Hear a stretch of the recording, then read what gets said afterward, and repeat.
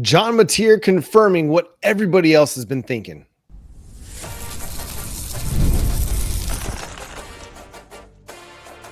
You are Locked On Sooners, your daily podcast on the Oklahoma Sooners. Part of the Locked On Podcast Network, your team every day. What's up, Sooner Nation? Welcome to Locked On Sooners, and thank you for making Locked On Sooners your first listen every single day. Shout out to all the everydayers out there, and thank you for making the Locked On Network the #1 sports podcast network in the industry. Today's episode is brought to you by FanDuel. Right now, new customers can bet just $5, and if your bet wins, you'll get $300 in bonus bets to use across the app. Download the FanDuel app today. He's Jay Smith of Unfair Sports. I'm John Williams of Sooners Wire at USA Today Sports. And on today's show, we're going to begin our look ahead towards the hated Missouri Tigers. We're also going to talk about the Oklahoma Sooners defense. Can we lean on them even more than what we've already done? But we're going to start with what John Mateer had to say Monday night. John Mateer is a very introspective, self-aware quarterback. And here's what he told the media. We can get a lot better. You can say that every week. We obviously left a lot of meat on the bone. There's a lot of room for improvement. We didn't run a whole lot of plays, and that's partly our fault. But then you get a pick six, and special teams plays so well. Some plays just get cut off. But we've got to do a better extending drives. You watch the tape, and you can see that. But we got to do better. Thank you, Captain Obvious. I 100% appreciate the fact that you are introspective, and you do realize that there's a lot of things you need to do to be better. And so we're not getting so I put it this way. I think this is really good growth, and we're pretty lucky in this aspect because think about it this way, John. He could say, guys, we're 8-2. What are we doing here? Mm-hmm. Why are we complaining? Why are we upset? We're 8-2. We keep winning games. Instead, he's reminding everybody, yep, I know things I need to do to fix. There's things I need to do and clean up on my side. And so I guess I have an appreciation for the fact that he is doing that. And outside of that, though, I just need you to go out there and do it and not tell me, yes, you're confirmed everything we were all thinking. We all need to play better. There's no excuse for it. But at the same time, we understand that there has been the injury thing has been kind of the piece, right? It's been a massive piece of injuries situations we've dealt with Mateer since the Auburn game. Heck, he played with the broken thumb against Auburn, had the knee situation with Auburn. And we need to go ahead and find a way to get not only healthy, but we need to get more confident in some of these plays because we're going to need them to win these last two because they're going to be those grinded out plays. But when you hear him say it, John, it makes you a little happy while at the same time it's like, come on, bruh. Let's do this. Yeah, certainly you don't want him coming out here and be like, we're doing fine. We're doing just enough. We're getting wins. It's fine. Everything's fine. You want a guy who is in a leadership position to take accountability and take responsibility for where they're not playing well. And I think that is a testament to John Mateer, to his leadership, to his maturity, understanding that there are going to be ways that they can continue to get better, him included, but them as a unit, Ben Arbuckle included, and they've got to get better. Oklahoma has got a lot on the table now. It's not like you're just playing for bowl eligibility. It's not like you're just trying to finish the season strong with a look ahead to 2026. You've got a lot that you can play for. And so there's an opportunity here for you to prove that the guy that we saw early in the season is who you are. When he had over 350 total yards against Michigan and he had over 300 total yards against Auburn, if that's the guy that we get at any point in the next couple of games or potentially in the playoff, then this Oklahoma team is going to be really, really difficult to deal with. But it's been a minute since we've seen this offense play efficient football and be consistent. And so they've got to take a step. And it doesn't have to turn into, hey, now all of a sudden we're averaging 40 points per game. That'd be great. I'll take it. I'll take two of them, please. I'll take three. Sign me up for three of those. To take a little something from Jay there. But if they can get just to 30 points, they're going to be really tough to beat, because what team is going to score 30 on them? Mizzou and LSU's they're not scoring 30 on this team. Nope. Not at all. And it's crazy too. Mateer's thrown for 2,000 yards this season. He has more passing yards than Garrett Nussmeier. He does, which is crazy. He's only 200 behind Gunnar Stockton. Which is crazy to even think after seeing some of his performances. He just hasn't thrown a double-digit touchdowns yet. That's like the only thing he hasn't done. But he's averaging 231 a game. So, and that goes to show just like how good he was at the beginning of the season. Yeah, he started off strong. Defense that's pretty good, an Auburn defense that's pretty good. He was really good in those games. He started off very strong. That is exactly what that is. Like, there's something to look back on and be like, hey, that guy is still there. He's there somewhere. He just needs to rediscover that confidence that he was playing with at the beginning of the year.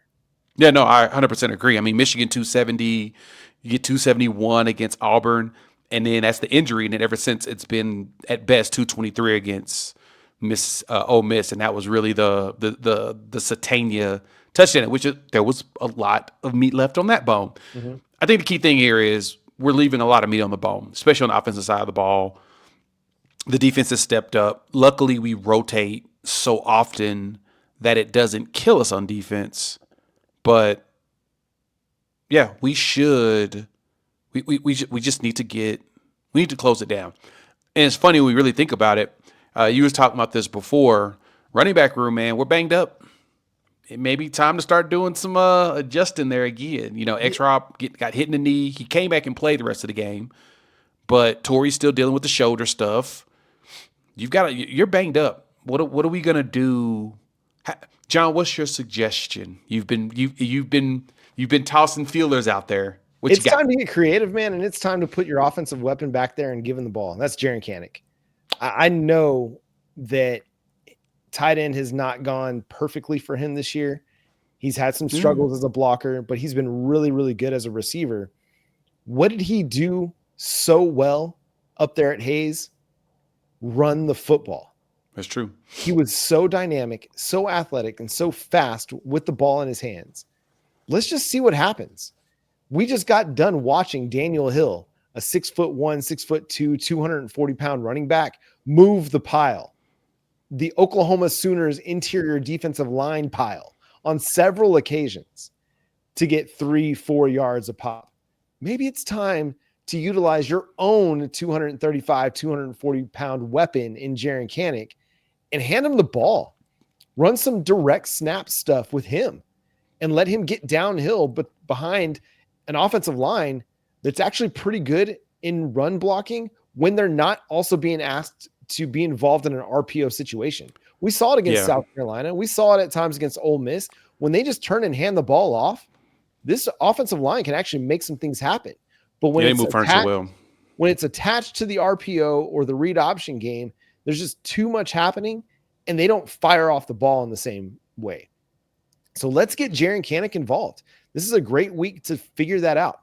You've got to find some running back carries. Otherwise, you're going to have to put Jaden Ott back there. If Xavier Robinson's not healthy, Torrey Blaylock's not healthy, Javonte Barnes has been out forever and probably not going to play again for you this year. You've got to find somebody that can help carry the load a little bit that's healthy. And based on everything I know, Jaren Kanak is healthy.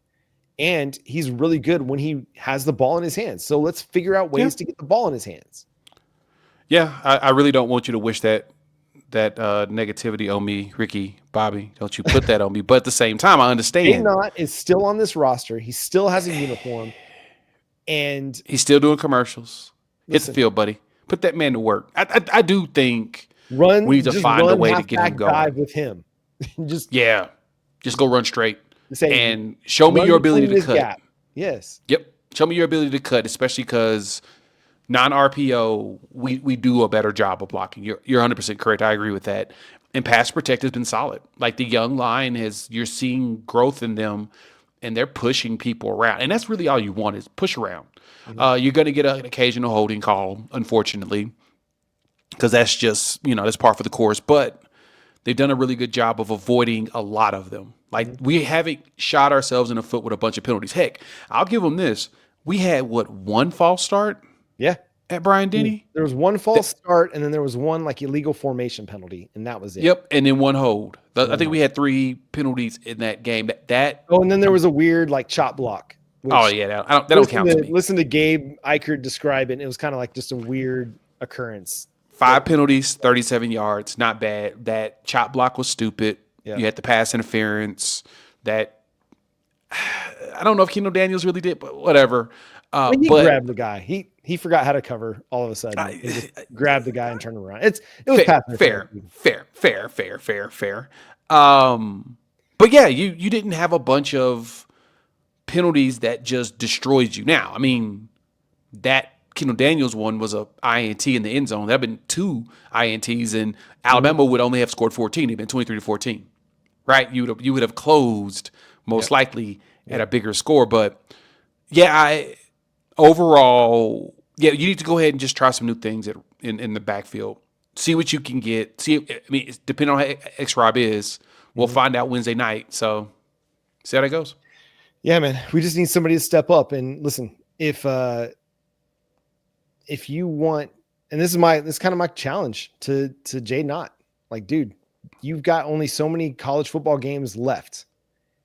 If you want to make anything of a future in this game, you have an opportunity. Yeah, you got it. This is your chance, bro. This is your chance. This is your opportunity. And to the coaching staff, if he's not a good blocker, don't ask him to block. Just hand him the ball and say, go run. Just get upfield and run. So and make him go out in the flats for passes because we know he can catch. Just get him the ball and go run, go play. I know he's not been good. This is like out of left field thinking. Same with my Jaren Kanak discussion. You got to find a spark. You got to find something offensively that's going to help get you moving the ball and scoring some points. Yep. Because we've got a defense that we're leaning on a little bit too much, and we might have to lean on them a little bit more if this offense can't turn it around. Let's discuss it coming up next here on Locked On Sooners. The NBA is back, and there's no better place to get into action than FanDuel, the official sports betting partner of the NBA, because even if you missed the start of the game or you want to ride somebody's hot hand, Thunder did something great last night and, continue to do what they do best. FanDuel has live bets on everything for who will score the next 2 also fourth quarter comebacks. Plus, you can even combine your live bets into single game parlays for a shot at a bigger payout. Keep every game exciting, especially when your team is making that late push. So, right now, FanDuel is giving new customers $300 in bonus bets if your first $5 bet wins. Head to FanDuel.com to sign up and play your game with FanDuel, the official sports betting partner of the NBA. Once again, thanks for making Locked On Sooners your first listen every single day. Shout out to all the everydayers out there. Tune in and subscribe to the show wherever you get your podcasts. We're part of the Locked On Podcast Network, your team every day. And thank you for making Locked On the #1 sports podcast network in the industry. Jay, we got to talk about this defense, man, because they have just been phenomenal. And I don't think we've talked about them a lot, but I think we can still continue to talk about them because they were on the field a lot in this game. And Oklahoma was very reliant on this defense to get them short fields and just be the tip of the spear for the Oklahoma Sooners. Alabama ran 75 plays. Oklahoma ran just 51. Crazy. That's the disparity. And your defense got better as the game went on. Like that second quarter, they kind of got a little sluggish, but third and fourth quarter, man, they turned it up. Yeah, 100%. And so leaning on them more, to me, is a lot to ask, while at the same time, based upon who we're about to see, you technically can do that because, we'll talk about Missouri coming up in a second, but, they're not. They're very explosive in the run game. They are the best run team in the conference at 200 and something yards a game. You know what they're going to do. They're not going to throw the ball much because they're at the bottom of the – they're lower than us. That tells you something. Yep. Period. They've been lower than us most of the year. So with them having, that leaning on the defense more feels like it's a lot, but it also feels like this is going to be great experience for the young players going into 2026. Mm-hmm. I mentioned it before. We rotate so much. And because we rotate so much, we're getting a lot more fruits from, the labor of those dudes figuring things out on the fly the last couple of years. This year, it's been a lot more refined. And BV was right. He's really good at calling defenses. Yeah. Like, people thought that was a ridiculous, arrogant statement. And then you saw what we're doing. Yeah. I love that. And so, with that being said, we're going to have to lean heavily on them as John Mateer figures himself out. The question is, how much bending can this defense handle going forward? Like I said, luckily, they're going up against an offense that runs a lot. They have to run because that's all they can really do. Yep. LSU is in flux. Their biggest thing is their defense, but Missouri's one of the better defenses. They're the best defense in total yards in the conference. Like, not efficiency-wise, because they haven't because if you adjust opponents, they ain't played nobody like us, but they're still good. Yeah. So something to consider. I'm wondering what BV's message is to this defense going forward, knowing they're probably going to lean on them even more. Well, we're seeing more guys get opportunities. This past week, Jaden Jackson didn't play as much, and so you got to see more Marcus Strong. In the past, we'd really only seen him when teams had a big lead. And in this one, he was getting neutral game script snaps at defensive tackle. And I think that's important because, again, against a good rushing team in Missouri, you're going to need those interior guys to play well, and you're going to have to keep them fresh throughout because they're going to be put to work by a good Missouri offensive line. And this is not our Missouri look ahead, but it's just the defense is going to have to continue to do more. They're going to have to keep doing what they're doing, playing resilient football. The first half against Tennessee, they gave up a lot of yardage, but they were able to keep Tennessee from scoring a lot of points. Same thing against Alabama. They gave up a lot of yardage in the first half, but they kept Alabama from scoring points. Yep. If they can do the same thing against Missouri, against LSU, and then maybe going into the playoff, they'll be in great shape. What's great about Oklahoma is they've got the elements, at least on the defensive side of the ball, to be successful in November and December. They stop the run. They're the best in the SEC at stopping the run, both in yards per carry and rushing yards per game and rushing touchdowns allowed per game. They're number one in the SEC in all three of those categories. And their pass coverage is getting better and better and better. Better and better. It's a unit that has been really, really good all year, and they're getting better as the season goes on. I'm truly curious to who do we feel like really needs to step up the most going forward in order to us to have sustained success. Who do we feel like is going to be critical in that? Because there's a lot on the table now with us having an opportunity to control our destiny. You close, and truth be told, I don't care how you win. Just get the W. Walk away with the W. I don't care about anything besides the dub. What do we need to do to get to that point? Are we talking defensive side or just in general? Yeah, defensive side. Defensive side. Like who else needs to step up to me? Yeah. Who else do you step up, really? Man, it's tough. Like I think everybody's playing good ball for the most part. If you don't have R. Mason Thomas available this week, then Marvin Jones Jr. has to take another step. I think Danny Okoye has to take another step. It's interesting because there's not like a weak link. You know what I mean? Like the coverage hasn't been great, but at the same time, you're playing really good passing offenses in Ole Miss and Tennessee and Alabama, and you're still making plays, and you're still getting stops, and you're still providing enough good coverage that your pass rush can get to these quarterbacks. Against Trinidad Chambliss, you were getting pressure on him. He's just so elusive and such a good runner in the scramble that he's hard to get to. You were able to get to Joey Aguilar. You were able to get to Ty Simpson.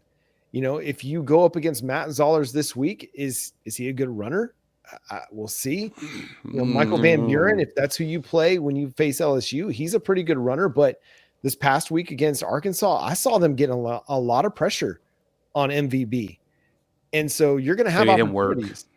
So I think in these next two games, given that these offenses aren't great, I'm feeling really confident about what the defense is going to be able to do, because I don't see either Missouri or LSU putting up so many points that it stresses the offense. No, it's going to be the defense is going to be able to play well in these next two games. And I think, listen, Ahmad Hardy is great, but that plays right into Oklahoma's strength.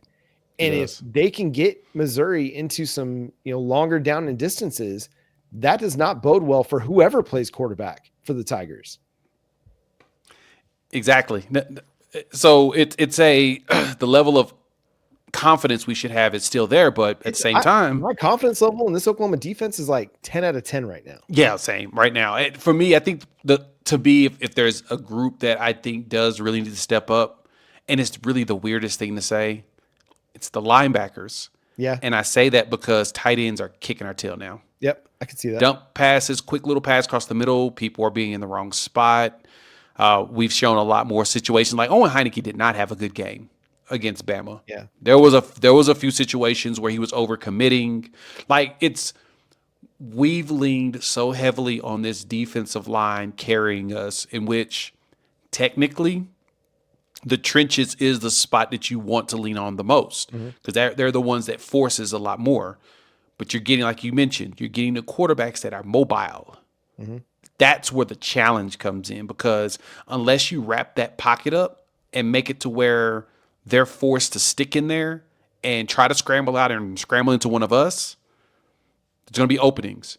And that, to me, is the group that's going to have to step up. The linebackers are going to have to – I didn't say the linebackers play bad. I'm saying they're going to have to step up in order to survive these last two games. They're going to be more important than what the D-line is going to do, because the D-line is going to get there. Yeah. But those quarterbacks are going to find ways to find little holes. They're going to do what Mateer does. We need to stop them from doing that. I think just be more locked in. And to me, it's Kobe and it's Owen Heineke. Kip is playing great ball right now.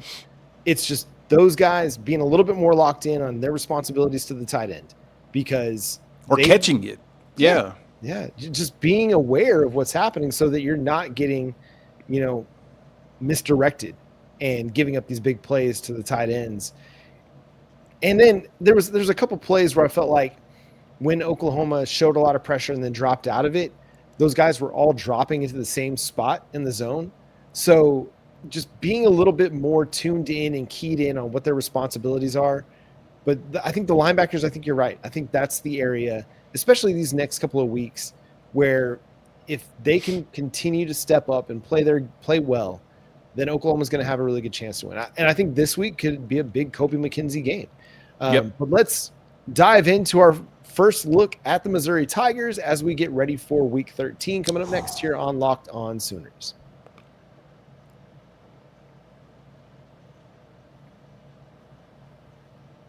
Once again, thanks for making Locked On Sooners your first listen every single day. Shout out to all the everydayers out there. Tune in and subscribe to the show wherever you get your podcasts. We're part of the Locked On Podcast Network, your team every day.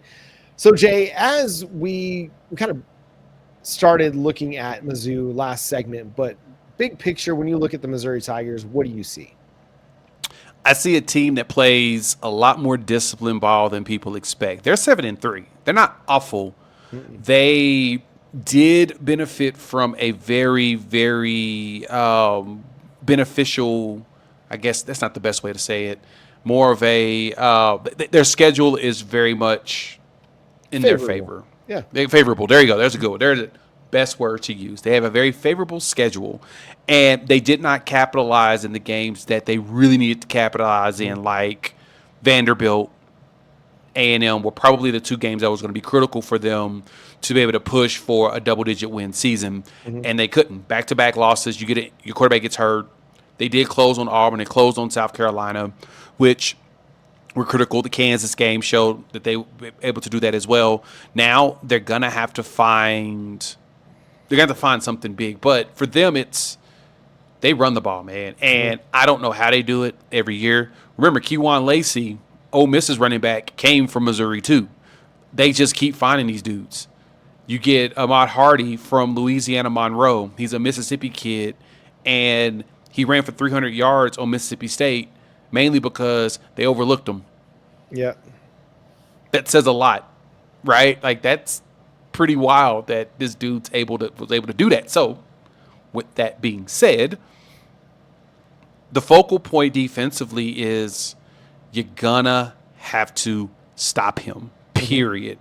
And this crossover is going to be fun because I'm really curious to see what John Miller has to say about what they need to do, what he's seeing that they're doing well and what they're not, because they've had some challenges, right? They don't have all those elite wide receivers they had last year. Yep. They had a lot of refreshes, new quarterback who ended up being the better quarterback from Penn State. So, Penn State probably kicking themselves for not hanging on to him, because he probably would have taken Aller's job earlier, unless James Franklin was way too favoritism when it came to Aller or whatnot. But I digress.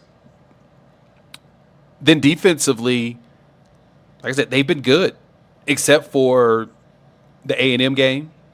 For the most part, the Bama game, they were all right, but they haven't been the best. Heck, Mississippi State threw up 27 on them, And Levy's offenses are good, but yeah, their defense is supposed to be nails, and it has not been nails since they've been playing much better offenses. I mean, Marcel Reeves out there cooking them.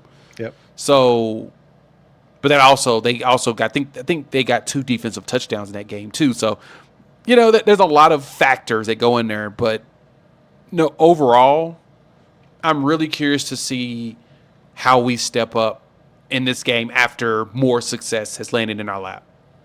Yeah, to me, it's about how Oklahoma responds.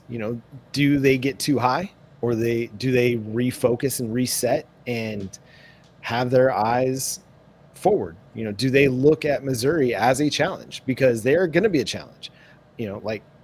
It's easy for fans to be out here saying, "Oh, Oklahoma should be able to take care of them."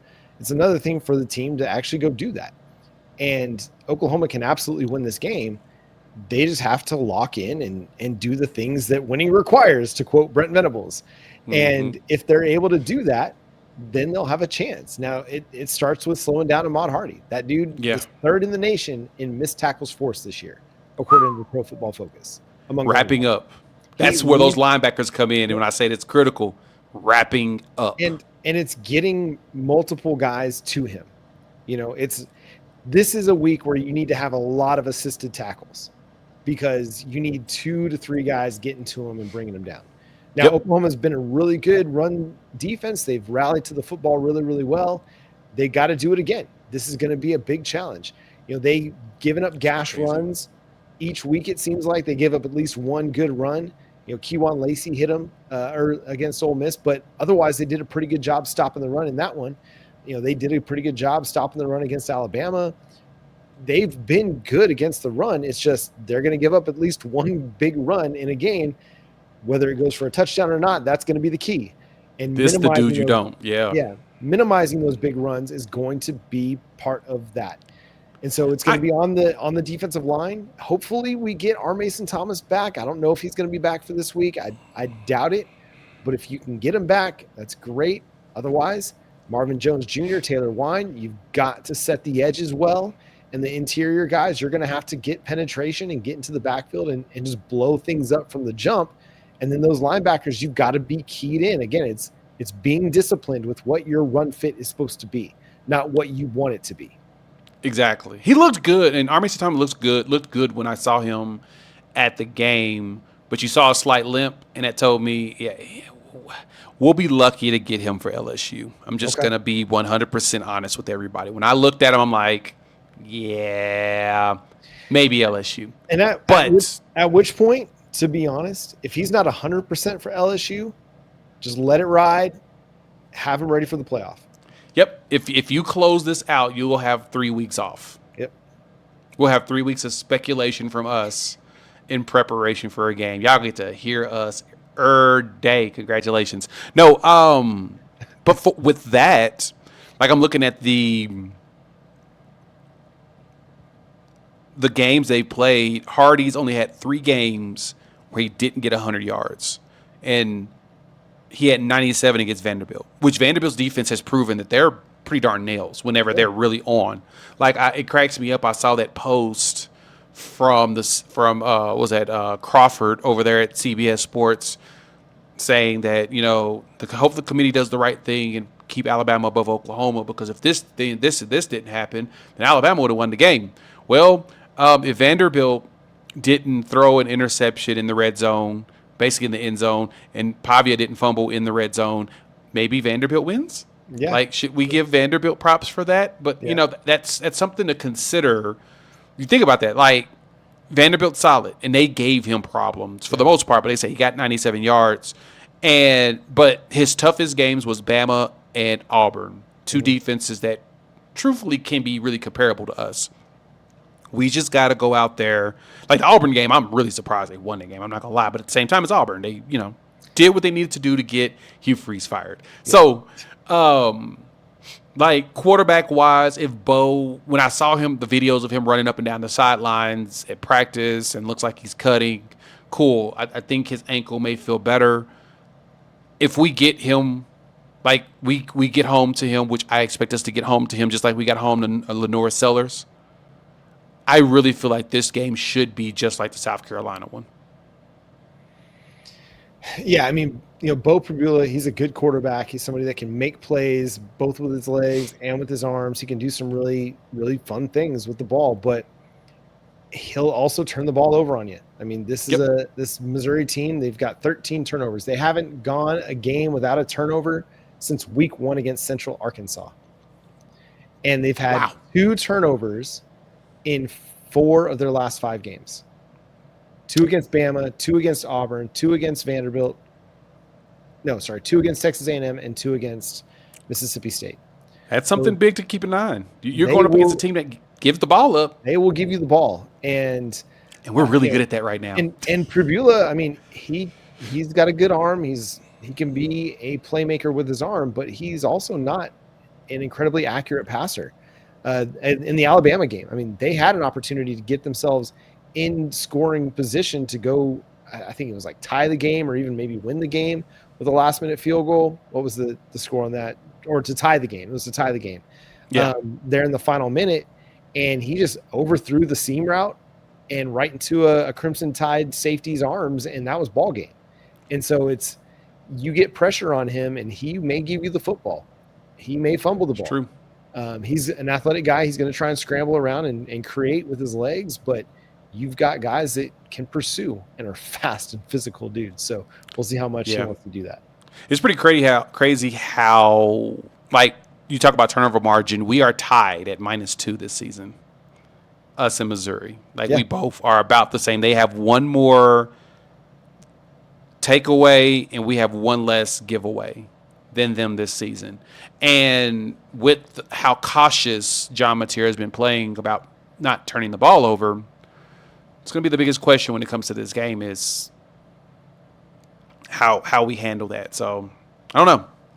We'll see. It's going to be a very interesting matchup. Like I said, I can't wait for it this weekend. It's going to be good. Rocking the Unity jerseys. Yeah. Military Day. Let's get it. Let's go. For the vets. Get the early kickoff, 11 a.m. As we know, Oklahoma fans are great with 11 a.m. kickoffs, but and hopefully some good weather. And hopefully it's going to be a beautiful weekend out there in Norman. And just go get this win. I don't care if it's 18-12 and you get 6 Tate Sandell field goals. I don't care. Just go get the win. That's all that matters. But that's going to do it for today's episode of Locked On Sooners. Thanks so much for tuning in, being a part of the show. Subscribe to the show wherever you get your podcasts. We're free and available on all podcast platforms and on YouTube. So hit that subscribe button. Hit that notification bell to let you know when new episodes drop. Follow Jay at Unfair Sports. Go check out his channel, Unfair Sports, over on YouTube. You can follow me at John9Williams and read my work covering the Sooners over at SoonersWire.com. The show is at Locked On Sooners on all of your favorite social media platforms. But until next time, he's Jay. I'm John. Boomer Sooner.